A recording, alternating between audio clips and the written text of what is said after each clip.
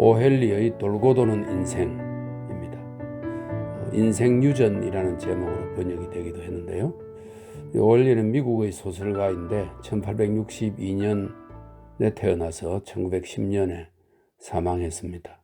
여러 가지 직업을 전전하다가 방랑생활도 많이 했고요. 투옥되기도 하고 또 옥중에서 단편소설을 쓰기 시작해가지고 모파상의 영향을 받아가지고 풍자, 기지, 예수에 찬 능란한 화술과 속으로서 평범한 미국인의 생활을 정확하게 그려냈다 하는 이런 평가를 받고 있습니다.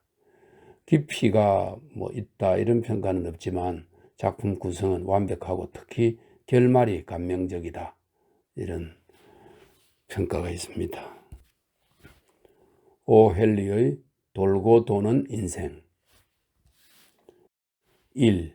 갑자기 위자료라뇨? 체험판사 베나자 위드프는 낡은 파이프로 담배를 피우며 사무실 문 옆에 걸터 앉아 있었다. 청회색 큰 브랜드 산맥이 시야의 거의 절반을 가린 채 오후의 안개 속에 솟아 있었다.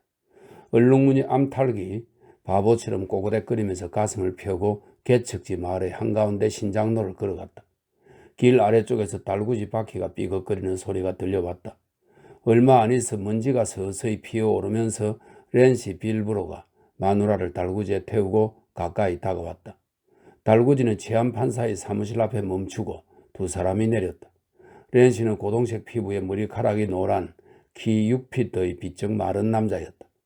마치 산처럼 태연자약한 태도가 일종의 갑옷처럼 그를 에워싸고 있다. 여자는 알록달록한 옷을 입고 말끔하게 빗질을 한 모습이었다. 무언가 알 수 없는 욕망 때문에 지쳐버린 것 같다. 여자의 모습은 경솔하게 잃어버린 이제 희미한 빛의 흔적만 남은 젊음을 억울해하고 항의하는 듯한 분위기가 느껴졌다. 체험판사는 벗어놓았던 신발에 발을 집어넣고 위험을 차려 자리에서 일어나 두 사람을 맞이하려고 걸어나갔다. 저희들 둘은, 여자가 말했다. 소나무 가지를 스쳐 지나가는 바람소리 같은 목소리였다. 이혼하고 싶어요. 이렇게 말하면서 여자는 렌시를 슬쩍 쳐다봤다. 남편은 그녀의 설명에 무슨 잘못이나 애매한 점, 변명, 편파적인 것, 자기 입장 강변 따위가 없는지 지켜보고 있었다. 이것은 두 사람 공통의 문제였기 때문이다. 이혼 말입니다요. 렌시가 엄숙하게 고개를 끄덕이며 그 말을 되풀이했다. 저희 둘은 말입죠. 이젠 도저히 함께 살 수가 없습니다. 남자와 여자가 서로 좋아할 때는 말입죠. 산에서 외롭게 살아도 괜찮다 그 말씀입죠. 하지만 말입니다. 여자라 물건이 집에서 들고양이처럼 앙앙거리기나 하고 올빼미처럼 볼을 퉁불퉁거리고 있으면 안 되죠. 남자가 함께 살 이유가 전혀 없다 그 말씀입죠. 그런데 남편이란 작자가 시시하고 쓰잘데없는 물건이라 이거죠. 여자가 별로 화를 내는 기색도 없이 말했다. 양식이나 축내는 작자들, 술집에서 빈둥거리는 놈팡이들과 어울려서 말이죠. 라이 위스키나 옥수수 위스키 따위나 마시고 다닌다 그 말씀이에요. 게다가 말라빠진 똥개들을 몇 마리씩 데려다가 집에서 키우라며 사람을 성가시게 했어요. 어디 견딜 수가 있어야 합죠. 여자가 노상 남비 뚜껑이나 집어 던지고 말입니다. 이번에는 렌시가 반박할 차례였다. 큰 브랜드 일대에서 가장 훌륭한 곰 사냥개에게 뜨거운 물을 끼어 얹지를 않나. 남편 밥상 차려주는 것도 싫어하고 노상 남편 하늘에 바가지나 긁어대면서 밤에 잠도 못 자게 한다면 이것도 영 빌어먹을 노릇이죠. 그렇고 말고요. 그런데 남편이란 작자가 노상 세무서 사람들과 싸움질이나 하고 말입죠. 이 산골짜기 일대에서 꼴보기 싫은 놈이라고 소문이 난다면 말이죠. 밤에 편하게 자기 힘들 건 뻔한 일 아니겠어요? 체험판사는 의젓하게 자기 업무에 착수했다. 민원인들을 위해 하나밖에 없는 의자와 나무 받침대를 내놓았다. 그리고 테이블에 법령집을 펼치고 조심스럽게 관련 조항을 찾았다. 그리고 그는 안경을 닦으며 필기도구를 옆으로 치웠다. 이 법정에 관한 법률이나 조항에는 이혼 문제에 대해서는 한마디 언급도 없다네. 하지만 형평에 관한 법률 그리고 헌법이나 기타 상식에 의해 볼 때 서로 관련된 두 가지 일을 할 수 없다는 것은 말이 안 된다고 할 수 있지. 체험판사에게 남자와 여자를 결혼시킬 권한이 있다면 말이지. 당연히 두 사람을 이혼시킬 수도 있다 그 말씀이지. 따라서 본 법정은 이 이혼이 이루어진 것으로 판결하며 대부분에서도 유효한 결정으로 인정할 수 있다네. 렌시 빌브로는 바지 주머니에서 조그만 담배 쌈지를 끄집어냈다. 그리고 그걸 흔들어서 테이블 위에 5달러짜리 지폐를 내놓았으며 덧붙였다. 이건 곰 가죽하고 여우를 2마리 판 돈 입죠. 가진 거라고는 이것뿐입니다. 본법정이 규정한 이혼 수수료는 지한 판사는 말했다. 5달러이다. 그는 평상시와 전혀 다르지 않은 태도로 지폐를 홈스푼 조끼 고주머니에 집어넣었다. 판사는 몸을 이리저리 뒤척이고 머리를 쥐어짜서 반절지에 이혼 판결을 쓰고 그것을 또 다른 종이에 베껴 적었다. 렌시 빌브로와 그의 아내는 자기들이 이제 자유롭다고 선언하는 문서를 판사가 낭독하는 것을 귀를 기울여 들었다. 오늘 모든 사람들에게 알리노라. 몸과 마음이 모두 정상적인 렌시 빌브로와 그의 아내 아리엘라 빌브로는 오늘 본관 앞에 출두하여 앞으로는 서로 사랑하지도 않으며 존경하지도 않고 복종도 하지 않을 것을 서약하였다. 이에 정부의 평화와 존엄성에 의하여 이 이혼 청원을 받아들인다는 것을 이 증명서에 의해 공고한다. 그대들에게 주님의 가호가 있기를 빈다. 테네시주 피에몬트 카운티 제한판사 베나자 위드프. 판사는 증명서 한 통을 렌시에게 건네주려고 했다. 이때 아리엘라의 목소리가 그것을 막았다. 두 남자는 그녀를 바라보았다. 존엄하고 멍청한 두 남성이 갑자기 한 여자가 제기한 뜻밖의 문제에 직면하게 되는 순간이었다. 판사님, 아직 저 사람에게 그 정서를 주지 마세요. 아직 모든 문제가 해결된 게 아니라고요? 우선 제가 받을 걸 받아야지요. 위자료란 게 있잖아요. 사내가 이혼하면서 마누라에게 한 푼도 주지 않는 법이 세상에 어디 있겠어요? 전 호구백 산에 있는 오빠 애들에게 가려고 합니다. 전 신발도 한 켤레 있어야 하고요. 담배와 또 다른 것들도 조금 있어야 합니다. 렌스가 저랑 이혼하려면 위자료를 제게 주어야 한다고요. 2. 돌돌 말린 지폐. 렌시 빌브로는 한 방 먹은 것처럼 잠자코 있었다. 지금까지 두 사람 사이에서는 위자료 얘기 따위는 전혀 없었던 것이다. 여자들은 언제나 생각지도 못했던 썸짓한 문제를 끄집어내는 것이다. 베나자 위드프 판사는 이 문제에 대해서는 판사로서 자신의 조정이 필요하다고 느꼈다. 판례집 같은 곳에도 위자료에 대해서는 한마디도 없다. 그러나 여자는 지금 맨발이다. 그리고 호구백 산으로 가는 길은 가파르고 돌멩이 투성이었다. 판사는 엄숙한 목소리로 물었다. 아리엘라 빌브로, 본법정에 제출한 이 사건에서 도대체 얼마 정도면 위자료로 충분하고 타당하다고 여기는가? 그녀는 대답했다. 신발하고 다른 것들을 사려면 5달러는 있어야 합죠. 위자료라고 할 수도 없는 돈이지만 그 정도만 있으면 에드 오빠에게 갈 수는 있겠었죠. 판사는 말했다. 그 정도 금액이라면 부당하다고 할 수 없지. 렌시 빌브로, 본법정은 이혼의 판결을 내리기 전에 그대가 원고에게 5달러를 지급해야 한다고 판시한다. 전 이제 더 이상 돈이 없습니다요. 렌시가 괴로운 듯 무거운 한숨을 내쉬며 말했다. 가진 것은 몽땅 판사님께 드렸으니 말입죠. 만일 돈을 내지 않는다면 판사는 안경너머로 피고를 정색을 하고 노려보며 말했다. 그건 법정 모독죄라고 할 수 있다.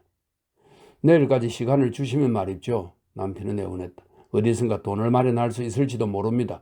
위자료를 지어야 하는 건 생각도 못했지 뭡니까? 베나자 워드프가 말했다. 이 사건은 내일까지 두 사람이 함께 출두하여 본법정의 명령에 따를 때까지 연기한다. 이혼 판결서는 그 결과를 지켜본 연후에 교부하기로 한다. 그리고 나서 판사는 다시 문 옆에 앉아서 구두끈을 풀기 시작했다. 우리는 지아 아저씨네 집에 가서 자는 게 좋겠어. 렌시가 말했다. 그는 술의 한쪽으로 올라앉고 아리엘라는 그 반대편으로 올라탔다. 그가 줄을 흔들자 작은 손은 귀를 빙 돌아 방향을 바꾸었다. 그리고 달구지는 바퀴에서 먼지를 일으키며 서서히 사라졌다. 제한판사 베나자 위드프는 파이프 담배를 피웠다. 오후 늦음하기 되자 그는 주간 실문을 펼쳐들고 주위가 어두워져 글이 잘 보이지 않을 때까지 읽었다. 달이 떠서 저녁때가 되었다는 것을 알릴 때까지 그는 테이블 위에 촛불을 켜고 신문을 계속 읽고 있었다. 그는 포플러 나무가 자라난 산비탈 근처 통나무집에 살고 있었다. 그는 저녁 식사를 하려 집으로 가는 도중에 월계수 덤불 근처 어둑어둑한 작은 개울을 건넜다. 검은 사람의 그림자가 월계수 사이에서 걸어나와 치안 판사의 가슴에 라이플을 겨누었다. 그 사람은 모자를 푹 내려 쓰고 얼굴의 대부분을 가리고 있었다. 그 그림자는 말했다.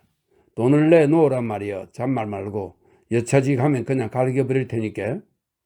나는 딱 5달러밖에 없는데. 판사는 더듬대면서 호주머니에서 지폐를 끄집어냈다. 사내가 명령했다. 그걸 똘똘 말으란 말이여. 그리고 그걸 여기 콩구멍에다 꽂으란 말이여. 지폐는 아직 새 것이고 빳빳했다. 그래서 바로 손가락이 덜덜 떨리기는 했지만 그걸 돌돌 말아 총구에 집어넣는 것은 그다지 어렵지 않았다. 강도는 말했다. 자, 이제 됐으니까 빨랑 꺼지더라고. 판사는 거기서 어물어물하고 있지는 않았다. 다음 날 작은 소가 달구지를 끌고 사무실 입구로 다가왔다. 제안판사 베나자 위더프는 신발을 신고 있었다. 그들이 방문할 것을 미리 알고 있었기 때문이다. 그가 지켜보는 앞에서 렌시 빌보드는 그의 아내에게 5달러짜리 지폐를 건네주었다. 판사의 눈이 그것을 보고 갑자기 날카로워졌다. 그 지폐는 마치 총구멍에 꽂아 넣었던 것처럼 돌돌 말려 있었던 것이다. 그러나 판사는 그런 말을 입 밖에 꺼내지는 않았다. 다른 지폐가 그렇게 말려 있어서는 안 된다는 법이라도 있는 것은 아니니까 말이다. 판사는 두 사람에게 각각 이혼 판결서를 내주었다. 자신들의 자유를 보증해주는 그 종이를 서서히 접으면서 두 사람은 각자 아무 말 없이 서 있다. 여자는 아주 조심스럽게 수줍은 눈길을 랜스에게 던졌다. 당신은 이제 달구지를 타고 집으로 돌아가겠지? 그녀는 말했다. 선반이 깡통 속에 빵이 들어있어요. 베이컨은 개가 훔쳐 먹지 못하도록 냄비 속에 넣었고요. 밤에 시계 밥 주는 것 잊지 말아요. 당신은 에드 오빠에게 갈 참이지, 그렇지? 렌시는 아무 관심도 없다는 듯이 물었다. 밤이 될 때까지는 거기에 가야 해요. 그 집 식구들이 나를 떠들썩하게 맞아주지는 않겠지만 달리 갈 곳도 없으니까요. 아무래도 거기 가는 수밖에 없잖아요. 이제 작별 인사를 해야죠, 렌스. 당신이 그런 말을 듣고 싶어 할 테니까. 마치 순교자도 같은 목소리로 렌시가 말했다. 이별 인사도 하지 않는 개 같은 자식이 세상에 어디 있겠냐고. 글쎄 당신이 그런 말 듣기도 싫을 만큼 빨리 떠나고 싶다면 모르지만 말이야. 3. 다시 파이프 담배를 피우며. 아리엘라는 아무 말도 하지 않았다. 그녀는 5달러짜리 지폐와 이혼 정서를 조심스럽게 접어 품속에 집어넣었다. 베나자 위더프는 그 돈이 사라지는 것을 안경 너머로 서글프게 바라보고 있었다. 그리고 판사는 자기 머리로 짜낼 수 있는 최대한의 말을 꺼냈다. 이 말을 함으로써 그는 무슨 역할을 할 수 있을 것이다. 즉, 이 세상에 그냥 흔해 빠진 한 사람의 동정적인 관객이 되거나 아니면 무슨 일을 보건 거기에서 돈을 울겨낼 수 있는 방법을 떠올리는 소수의 자본가 집단의 한 사람이 되는 것이다. 오늘 밤은 그 낡은 오두막에서 좀 쓸쓸하겠군, 랜스. 그는 말했다. 랜스 빌브루는 햇빛 속에서 파랗게 개어있는 컴브랜드 산봉우리들을 말없이 바라보았다.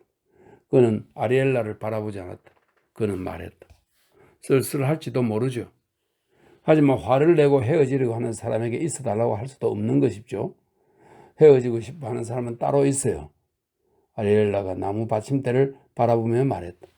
그리고 여기 남아서 누구와 살고 싶어 하지 않는 사람 따위는 없다고요. 살고 싶지 않다고 말하는 사람은 아무도 없단 말이야. 살고 싶다고 말하는 사람도 없었죠. 자, 이제 에드 오빠에게 하나 가봐야겠어요. 그 낡아 빠진 시기에 밥을 줄 녀석도 없단 말이야.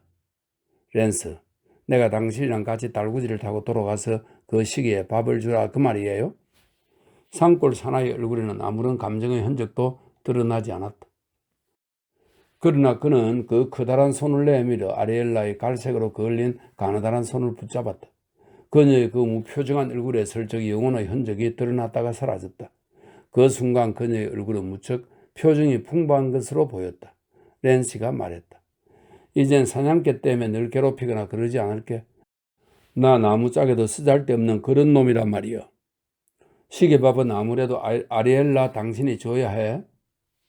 내 마음은 벌써 그 오두막집에 가 있어요, 랜스. 그녀가 속삭였다. 이제 더 이상 고를 내거나 그러지 않을 거라고요. 빨리 가요, 우리 랜스. 그래야 해가 지기 전에 집에 도착할 수 있을 거예요. 두 사람은 다른 사람이 있다는 사실을 잊고 문으로 나가려고 했다. 이때 치안판사 베나자 위더프가 그들에게 입을 열었다. 테네스주 정부의 이름으로 그는 말했다. 본인은 당신들 두 사람이 법률과 법령을 무시하고 있다는 사실을 알려주지. 본 법정은 두 사람의 영혼의 애정을 회복하고 불화와 오해의 먹구름을 걷어내는 것을 중심으로 기뻐하고 환영하는 바이다. 하지만 주어의 도덕성과 성실함을 유지하는 것이 법정의 의무란 말일세. 당신들은 어제 남편도 아니면 아내도 아니지. 두 사람은 정식 판결에 의해 이혼한 것이니까 말이야. 따라서 혼인관계에 따르는 특전이나 기타 권리를 가질 수 있는 자격도 사라졌다고 봐야지. 이런 사실을 당 법정은 분명히 선고할 수밖에 없다네. 아리엘라는 렌시의 팔을 붙잡았다. 지금 판사가 하는 말은 그녀가 그를 잃게 되었다는 것을 선고하는 것 아닌가? 두 사람이 이제 막 인생의 교훈을 배운 그 순간에 말이다. 판사는 말을 계속했다. 그러나 본 법정은 이번 이혼에 의해 생긴 자격 상실을 취소할 용의가 있다네. 법정은 엄숙한 결혼식을 거행할 수 있는 권한을 가지며 그런 방법으로 이 사태를 수습할 수 있다는 거지. 이 사건의 소송 관계인들이 원하고 있는 명예롭고 또한 고상한 부부관계를 회복시켜 줄 수 있다는 거야.